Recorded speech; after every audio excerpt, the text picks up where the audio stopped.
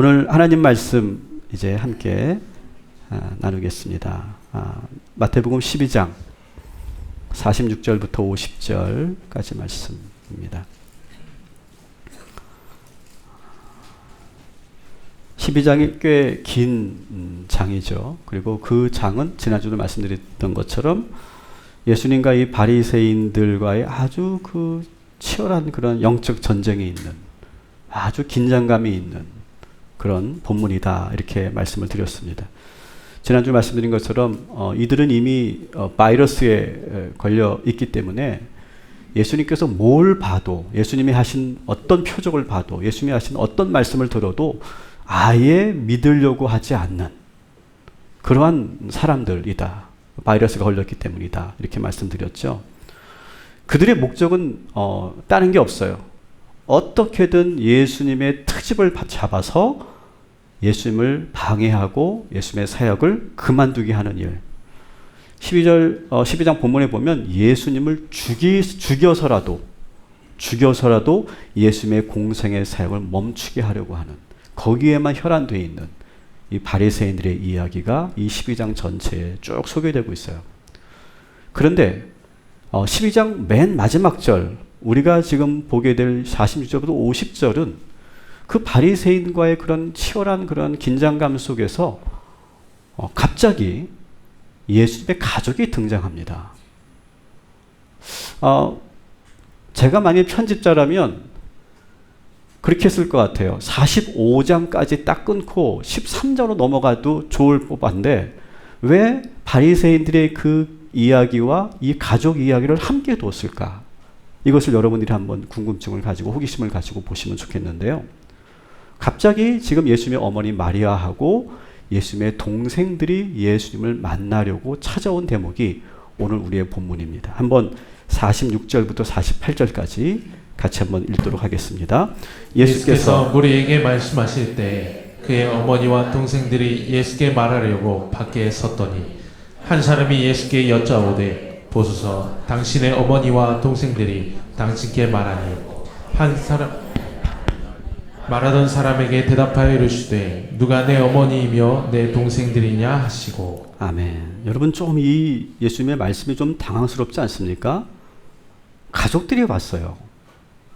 가족들이 왔는데 예수님이 이 가족들을 반갑게 어머니 오셨어요? 이렇게 맞이하지 않으시고, 동생들 왔어? 이렇게 맞이하지 않고 뭐라고 했다고요?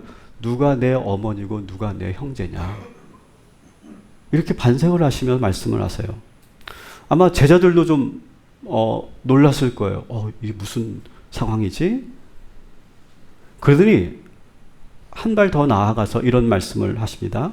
49절 50절 손을 내밀어 제자들을 가리켜 이르시되 나의 어머니와 나의 동생들을 보라. 누구든지 하늘에 계신 내 아버지의 뜻대로 하는 자가 내 형제요 자매요 어머니니라 하시더라. 아멘. 자, 보세요. 그러면서 누가 내 가족이냐 이렇게 반문하시고 나서 제자들을 가르치면서 여기 이 제자들이 내 어머니고 내 형제다. 하나님의 뜻을 함께 행하는 자라야 내 가족이다. 이렇게 말씀하세요. 여러분, 한번 상상해 봅시다. 지금 이렇게 말씀하시고 이런 분위기라면 예수님은 예수님의 그 가족들을 만났을까요? 안 만났을까요? 답이 없어요. 그러니까 좀 마음 놓고 좀 대답 좀 해보세요. 만났을까요? 안 만났을까요? 그렇죠. 안 만날 수도 있고 만날 수도 있고. 근데 안 만났을 가능성도 있죠. 그죠? 이런 분위기라면. 그리고 만났다 하더라도 막 그렇게 반갑게 만나면서 오랜 시간 교제하지 않고 그냥 잠깐만 만나고 헤어졌을 거예요. 왜 그렇다면 예수님께서는 이렇게 좀 가족들이 직접 들었다면 좀 서운할 만한 그런 말씀을 하셨을까? 나의 진짜 가족은 피를 나눈 가족이 아니다.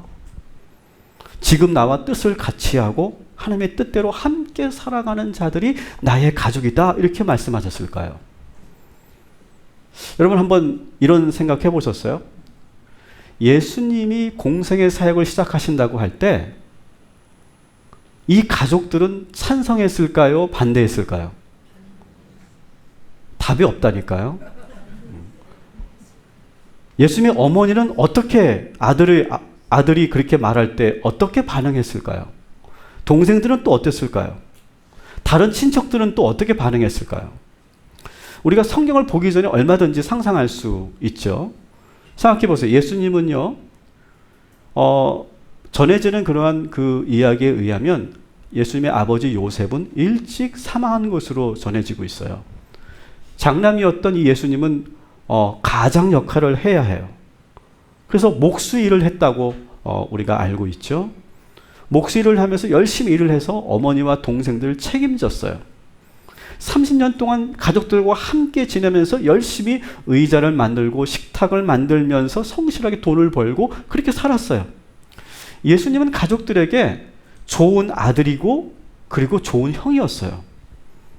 그런데 이 아들이, 이 형이 갑자기 자기들 곁을 떠난다는 거예요. 그러면서 뭐라고 합니까? 앞으로는 이제 하나님의 뜻을 위해 살겠대요. 여러분 어떠시겠냐고요? 지금 여러분의 남편이 갑자기 신학을 한다는 거야. 찬성하실 분 있어요? 갑자기 신학을 한대. 오동환 집사님이. 어떠시겠어요? 반대래요, 반대. 반대라십니다. 그런 거예요, 지금 그런 분위기. 그러니까 그 가족들이 막았을 것이고 예수님의 공생애를 반대했어요. 그러니까 물론 이건 초기의 이야기예요. 초기에는 분명히 그랬을 거예요. 자, 이거를 이제 상상이 아니라 실제로 성경에서 우리가 보면 더 구체적으로 볼 수 있는데요. 여러분 마가복음 3장을 여러분 보시면 오늘 본문에 나오는 예수님의 가족을 향해서 예수님이 하셨던 말씀이 여기서는 왠지 좀 뜬금없이 보이는데요. 마가복음 3장에는 똑같은 본문이 나옵니다. 근데 3장 전체를 보면 이 예수님의 가족들이 왜 예수님을 만나러 왔는지, 무슨 말을 하려고 왔는지가 명확해져요. 그러면서 예수님의 친척들이 먼저 예수님의 이 달라진 변화, 이 사적인 생활을 뒤로하고 공적인 생활을 시작하겠다고 하는 이 변화에 대해서 어떻게 반응하는지를 우리가 마가복음 3장을 통해서 우리가 좀 보면 좋겠어요. 한번 마가복음 3장 21절, 22절, 30절 우리 한번 같이 읽겠습니다. 시작. 예수의 친족들이 듣고 그를 부르러 나가오니 이는 그가 미쳤다 하밀러라. 예루살렘에서 내려온 서기관들은 그가 바알세불이 짚혔다 하며 또 귀신의 왕을 힘입어 귀신을 쫓아낸다 하니 이는 그들이 말하기를 더러운 귀신이 들렸다 함이로라. 아멘. 자, 이 대목이요, 이런 거예요. 이 바리새인들이 예수님을 그렇게 반대하고 방해하고 트집 잡고 막 그러는데 예수님은 요동하지 않아요. 변하지 않으니까 이 바리새인들이 어떻게 작전을 바꾸냐 하면 가족들에게 가서 말을 하는 거예요. 야, 너희 친척 그 예수 귀신 들린 거야. 오늘 본문에 보니까 바알세불이 짚혔다 이렇게 되는데 이건 바알세불 들었다라고 하는 거예요. 귀신 들었다는 거예요. 마귀가 씌었다는 말이에요. 그러면서 가족들에게 그렇게 지금 말을 하는 거예요. 여러분 정말 가족을 건드리는 건 상당히 예민한 문제 아니겠습니까?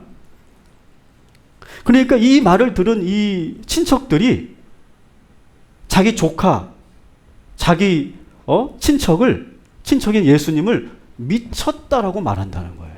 미쳤다. 쟤 미쳤다. 쟤 왜 저러냐? 우리 조카 왜 저러지? 그러더라는 거예요. 그러면서 그들이 말하기를 귀신 들렸다. 이렇게 말한다. 여러분 이 말을 친척들만 들은 게 아니고 직계 가족인 그의 어머니와 그 동생들도 들었겠죠. 그러니까 지금 이 친척들도 예수님의 사역을 반대하고 나서고 있고, 그리고 이 어머니와 동생들은 이 말을 듣는 게 너무 가슴이 아팠을 거예요. 속상했을 거예요. 그래서 예수님을 찾아간 거예요. 이 어머니와 동생들이. 자, 오늘 마태복음 12장에 있는 본문이 그대로 마가복음 3장에 똑같이 나오는데 한 번 더 이제는 마가복음 3장을 가지고 한번 읽겠습니다. 시작. 그때 예수의 어머니와 동생들이 와서 밖에 서서 사람을 보내어 예수를 부르니 무리가 예수를 둘러 앉았다가 여짜오되 보소서 당신의 어머니와 동생들이 와 너희들이 밖에서 찾나이다. 아멘. 자, 동일한 본문이죠. 마태복음 12장과. 근데 여러분 이제 이해하시겠죠. 가족들이 예수님을 찾아간 것은 예수님의 사역을 뜯어 말리려고.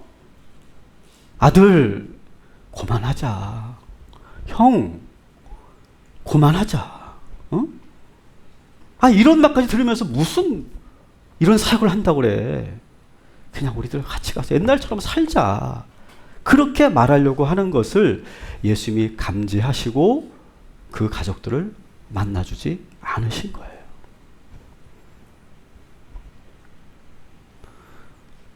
또 어릴 적부터 예수님을 보면서 살았던 이 고향 사람들은 어땠을까요?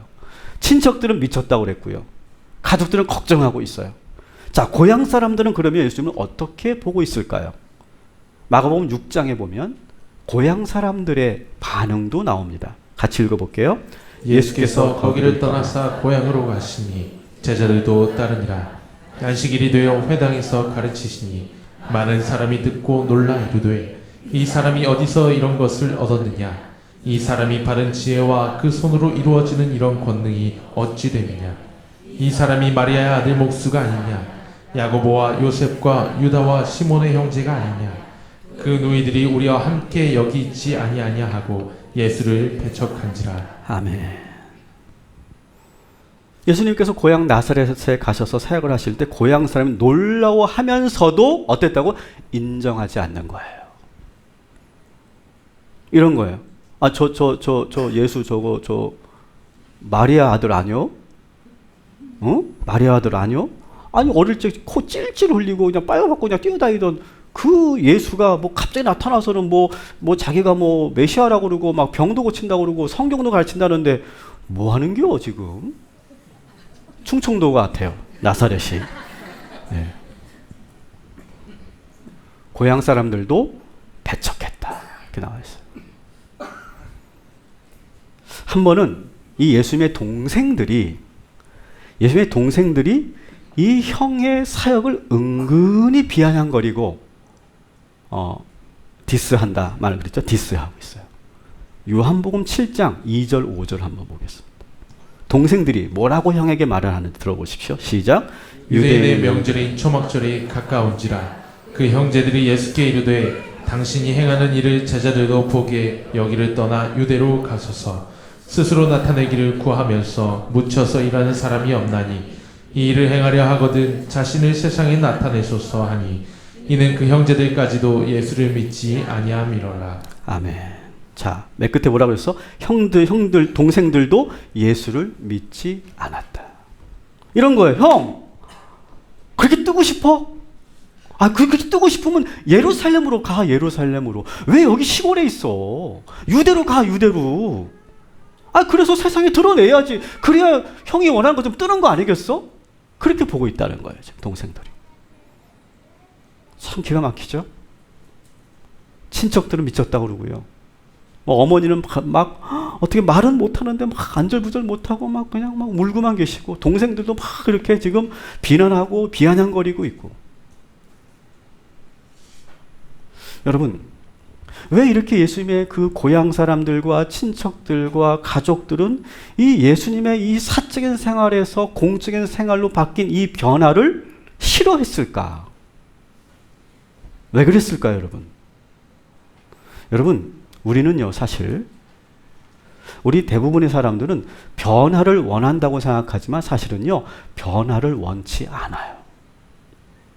막상 변화하려고 하잖아요. 근데 그 변화가 왠지 불편하고 두렵고 싫어져요. 그래서 에이, 옛날처럼 살자. 이렇게 가는 게 우리들의 모습이라는 거예요. 근데 이게 그냥 우연히 그렇게 되는 것이 아니라 제가 하나의 개념을 여러분들에게 소개하려고 하는데요. 이 가족 치료 분야에서 이런 아주 중요한 개념이 나옵니다. 따라합시다. 가족 항상성. 저는 이 개념이 참 제가 공부하면서 참 중요하고 우리가 잊지 말아야 될 개념이구나라고 생각합니다. 이 가족 항상성이라는 개념이 뭐냐면 가정 안에서 어떤 변화가 일어날 때 그 변화를 가족들은 별로 좋아하지 않는다는 거예요. 그것이 좋은 변화든 나쁜 변화든. 그래서 원래 상태로 돌아가려고 하고 기존의 상태로 고수하려고 하는 그런 가족 구성원들의 보이지 않는 그런 모든 행동들, 이것이 바로 가족 항상성이다 이렇게 말한대요. 그래서 지금까지 가족들이 유지해 왔던 것을 항상성이죠. 항상 그대로 지키려는 시도, 이것이 가족 항상성이다 이렇게 말해요. 지금 여러분 예수님의 가족들이 이렇게 반대하는 이유는 그 가족 안에 있는 가족 항상성이 작동하기 있기 때문인 거예요. 지금까지 우리 아들은 가정을 잘 이끌고 동생들을 잘 돌보고 목수일로도 인정받고 돈도 잘 벌고 성실했던 아들이 갑자기 목수일을 그만두고 집을 나가 살겠다 그러고 사람들을 병 고친다 그러고 어디서 배웠는지 모르겠지만 성경을 가르치고 이런 것들이 이 가족들이 보기엔 너무 혼란스러운 거예요, 지금. 여러분, 우리 가정 안에도요, 보이지 않는 이 가족 항상성이 존재한다는 걸 여러분 잊지 마시기 바랍니다. 제가 지난주 말씀드렸어요. 지난주 우리가 성령을 거역하지 말자. 여러분 한 주간도 성령께서 여러분들에게 말씀하셨죠? 그죠? 안 하셨어요? 안 하셨으면 이거 이상한 건데. 성령께서 계속 우리에게 감동을 주시죠? 말씀을 하시죠? 그래서 한 분이 성령께서 계속 내 마음속에 막 기도하라고 하는 생각을 주시는 거예요. 기도해라. 기도해야 되겠다. 내가 옛날에 정말 열심히 기도했는데 내가 어느 순간부터 기도를 내가 지금 놓고 살고 있는데 내가 다시 기도해야 되겠다. 그런 생각이 들어요. 성령님이 주신 감동이에요. 그래서 이제 기도를 하려고 하니까 그러면 기도할 수 있는 시간을 한번 내가 찾아봐야 되겠다. 그리고 교회에서 기도할 수 있는 그런 시간들을 한번 쭉 보니까 새벽 예배가 있고 그리고 화요 중보 기도가 있고 수요 공감 예배가 있고 금요 심야가 있고 또 뭐 가정 예배도 있어요. 이 5개가 딱 있는 거예요.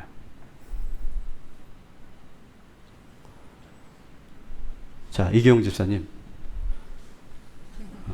5개 중에 내가 지금 기도를 내가 시작하려고 하는데 5개 중에 뭘 한번 도전해 보고 싶으세요? 하라는 거 아니야. 그냥 5개 중에 하나만 골라. 내가 설명하려고 하는 거니까. 5개 중에 새벽 예배, 화요 금요, 화요 중보기도, 수요 공감 예배, 금요 심야, 가정 예배. 가정 예배. 내가 가정 예배를 해야 되겠다. 그래서 이제 가족들을 다 불러 모읍니다. 가족을 불러 모아서 자, 오늘부터 우리가 가정 예배를 시작한다. 그랬더니 아내가 왜 갑자기? 그들이 또 아들이 나는 싫어요. 나는 그거 못해요. 딸은 너 공부해야 되는데. 야, 그래도 하자.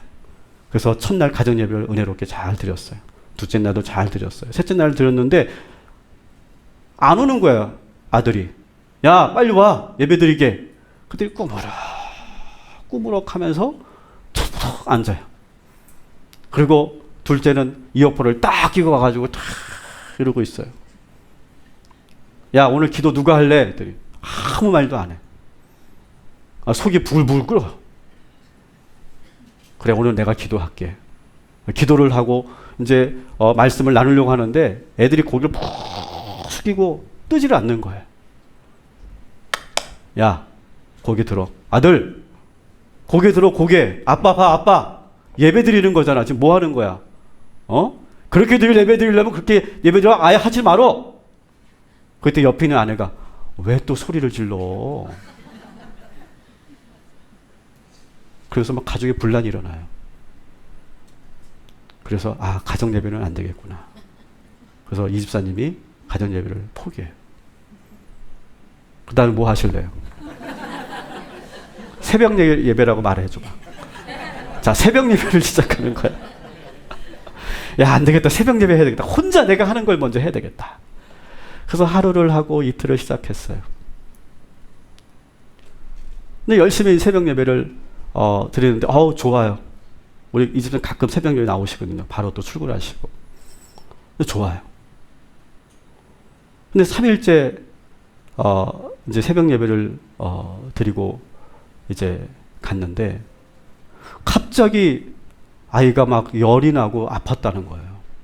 근데 1시간 동안 계속 이 아이가 너무너무 힘들고 그런데 막 그냥 엄마는 지금 막 아들이 막 아프니까 막 어쩔 줄 모르고 응급실을 가야 되는데 남편이 없으니까 어떻게 할 수 없는 거예요. 왜 이렇게 늦게 왔냐고. 오늘따라 기도가 너무 잘 되는 거야. 그래서 막 기도하고 왔는데 막 집이 난리가 난 거예요. 막 당신이 없으니까 응급실도 못 가고 이게 뭐냐고 막 또 그냥 막 한바탕 또 하는 거예요. 기분이 별로 안 좋은 상태에서 이제 회사를 갑니다. 회사를 갔는데 너무 피곤해. 너무 피곤해가지고 정말 내가 잠깐만 내가 눈을 붙인다라고 생각하고 눈을 탁 감았는데 그때 부장님이 딱 나타난 거야. 뭐 하는 거야 지금? 지금 뭐 하는 거야 지금 회사에서? 잠이나 자고 있고 말이야. 어제 술 먹었지? 그러는 거야. 아니 내가 지금 기도를 시작하고 뭔가 제대로 해보려고 하는데 도와주질 않는 거야 주변에서. 그러면서 어떻게 한다고요? 그때 아내가 결정적인 말을 해요. 무슨 말을 하냐면 하던 대로 살아. 하던 대로 살아.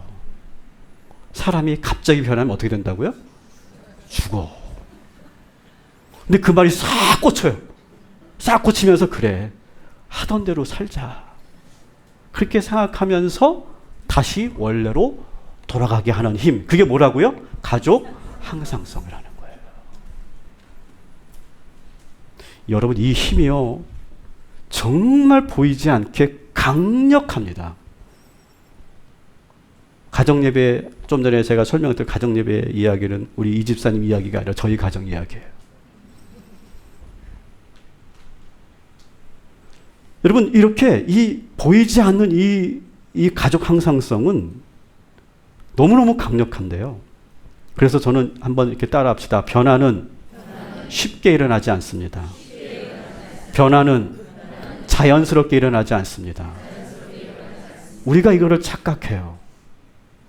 내가 생각만 하고 내가 시작만 하면 변하겠지? 아니라는 거예요.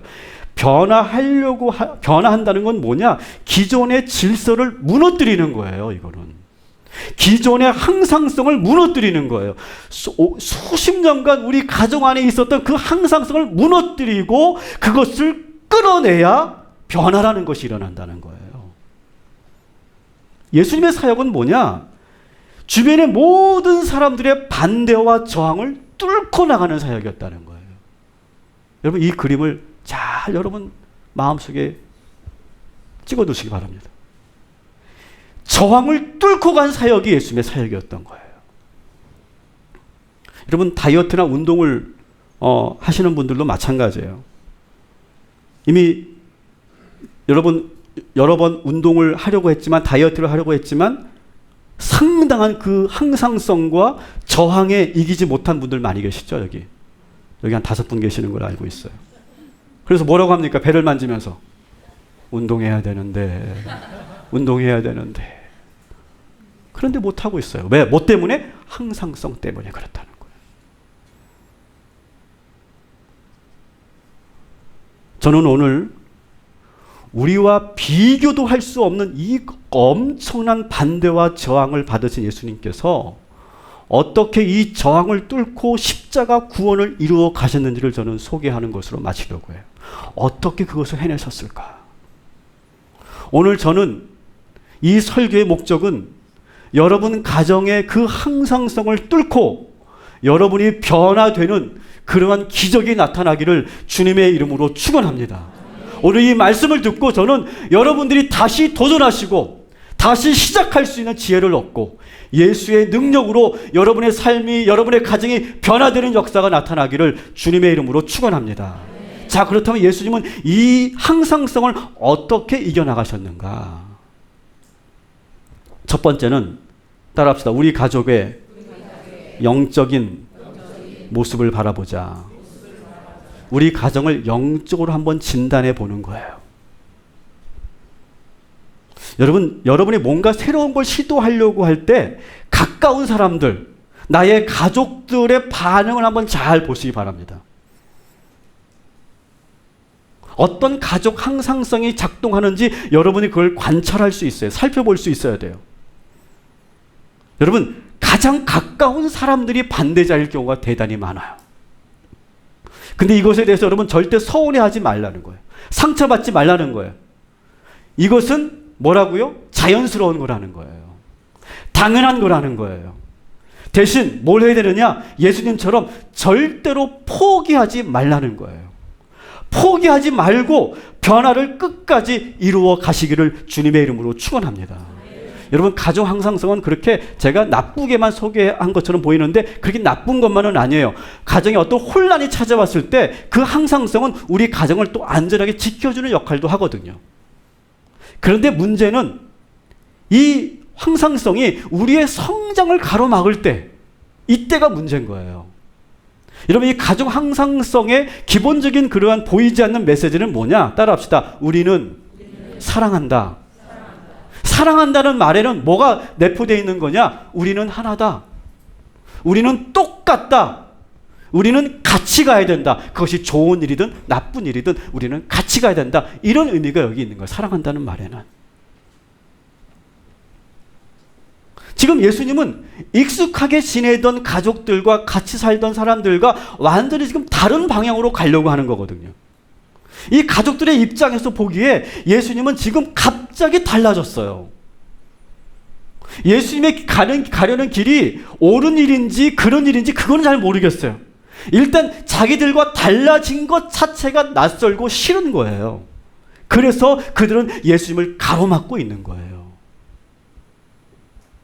여러분, 이렇게 이 항상성이 얼마나 강력한지를 보여주는 성경 구절이 있는데요. 예수님께서 고향 나사렛으로 가셨을 때 이런 표현이 있어요.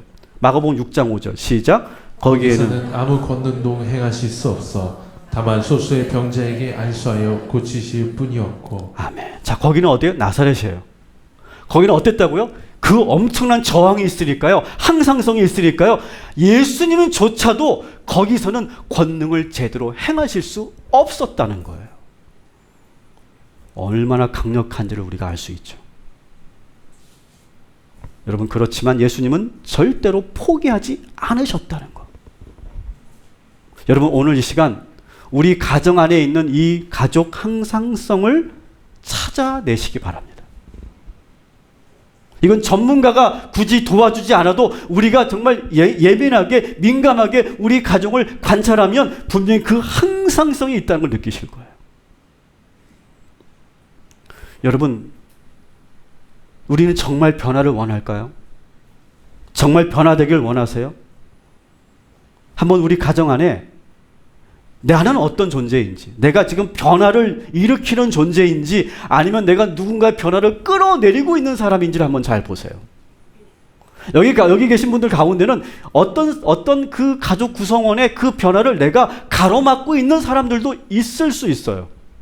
저는 오늘 이 말씀을 들으면서 여러분들이 그 변화를 이끌어내시기를 주님의 이름으로 축원하고, 여러분들이 혹시 그 변화와 성장을 끌어내리는 역할에 있다면 여러분 오늘 이 시간 그 손을 내려놓으시고 회개하시고 그리고 오히려 그 변화에 함께 동참하시기를 주님의 이름으로 축원합니다. 오늘 성령께서 그 권세와 능력을 주실 거예요. 여러분, 예수님처럼 절대로 이 항상성과 이 저항 앞에 무릎 꿇지 마시고 꺾이지 마시고 반드시 뚫고 들어가시기를 주님의 이름으로 축원합니다. 여러분, 아무리 예수님이라도 모든 사람들에게 동의를 받은 게 아니라는 것을 우리가 이 말씀을 통해 알고 있어요. 여러분 우리가 뭔가 새로운 걸 시작할 때요. 이걸 여러분 잊지 마세요. 뭔가 새로운 걸 시작할 때 모두가 동의해주고 모두가 박수 쳐줄 거라고 여러분 착각하시면 안 돼요. 특별히 우리는 이런 환상이 있어요. 내가 어떤 일을 시작하려고 하면 적어도 우리 가족들은 나를 지지해주고 박수 주겠지. 아니에요. 오히려 가까운 사람들이, 가까운 가족들이 반대하더라는 거예요. 여러분 여기에 여러분 당혹스러워하거나 여러분 당황하지 마세요. 절대 여러분 상처받지 마세요. 제가 상처받지 말라는 말은 뭐냐면 내가 뭔가 시작하려고 할 때 아주 내가 나를 적극적으로 도와줄 거라고 생각했던 우리 가까운 사람들이 반대할 때 여러분 거기서 화를 내면 안 돼요. 관계가 불편해지면 안 돼요. 그러면 힘이 쭉 빠져요. 의욕이 사라져요. 하기 싫어지고 자신감이 꺾이게 돼요. 근데 여러분 내가 변화를 시작할 때 누가 가장 먼저 방해한다고요? 반대한다고요? 가까운 사람들이. 여러분 이것을 항상 공식처럼 잊지 말고 여러분 앞에 그 저항을 여러분 속지 말고 그 저항 앞에서 반드시 예수님처럼 끝까지 밀고 가시고 도전하시고 결국 변화시키시기를 주님의 이름으로 축원합니다. 자, 그렇게 되기 위해서 그러면 우리 가까운 사람들을 우리가 어떻게 해야 되는가? 따라합시다. 가족들에게 시간을 줘야 합니다. 여러분 그 예수님의 어머니 마리아와 형제들의 입장을 생각해 보세요. 그렇게 가족을 위해 성실히 일하던 형이 상업을 뒤로하고 사역을 시작한다는데 어느 가족이 그걸 쉽게 받아들이겠어요? 더구나 30년 동안 같이 지냈던 형인데 이 형을 이제는 뭐라고 불러야 된다고요? 선생님이라고 부르고 그리스도래요. 형이 갑자기. 이거 정말 여러분 동생들이 받아들일 수 있겠어요? 그런데 여러분 놀랍게도 시간이 오래 지나면서 예수님께서 오랫동안 기도하면서 기다리면서 놀라운 변화가 일어나죠. 어떤 변화냐?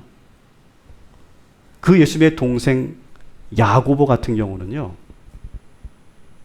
베드로를 이어서 예루살렘 교회의 최고 지도자, 제2대 최고 지도자가 돼요. 야고보가요. 여기서 말하는 야고보는 예수님의 동생 야고보거든요. 그렇게 형이 하는 일이 이해가 안 되고 못마땅했던 그 동생 야고보가 이제는 예루살렘 교회, 초대교회의 지도자가 됐다는 거예요.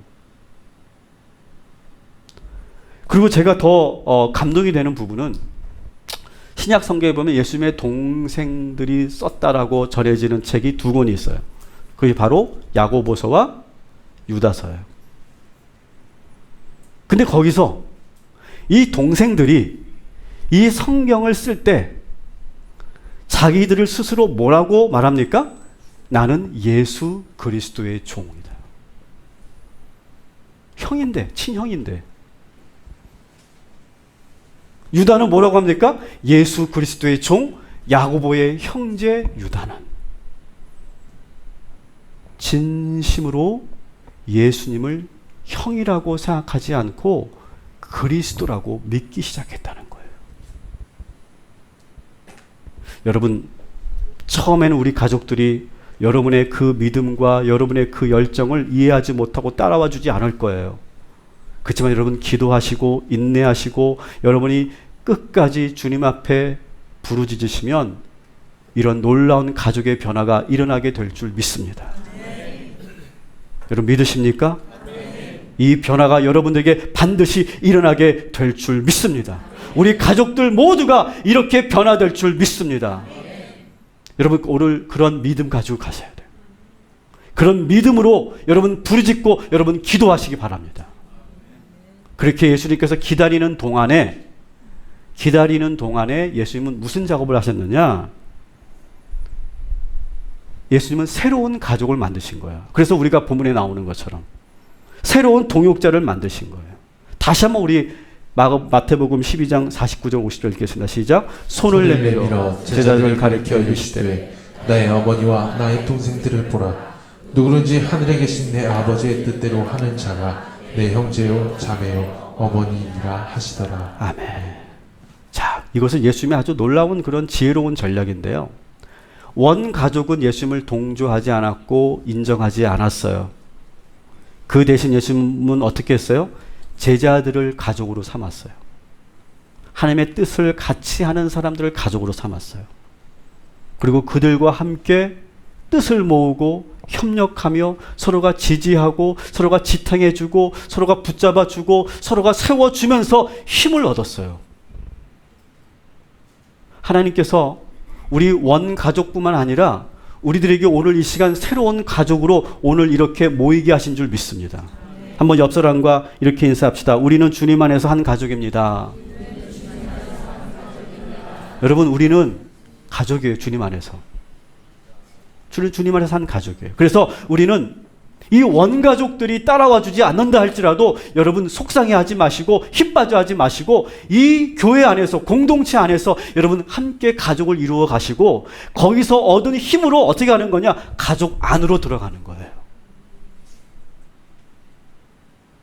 우리 교회 식구들이 우리의 가족이고 우리 셀 가족이 우리의 가족이에요.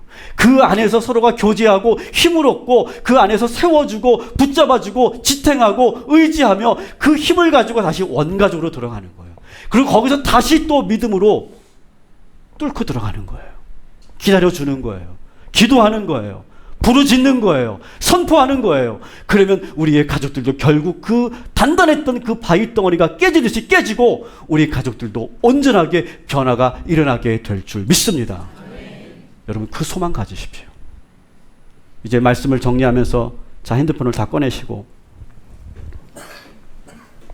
자 이 네 가지의 이 예수님께서 이 그 엄청난 그러한 저항과 항상성을 이기셨던 그 지혜를 우리가 오늘 정리합니다. 첫 번째는 우리 가정의 가족 항상성을 찾아내셔야 돼요.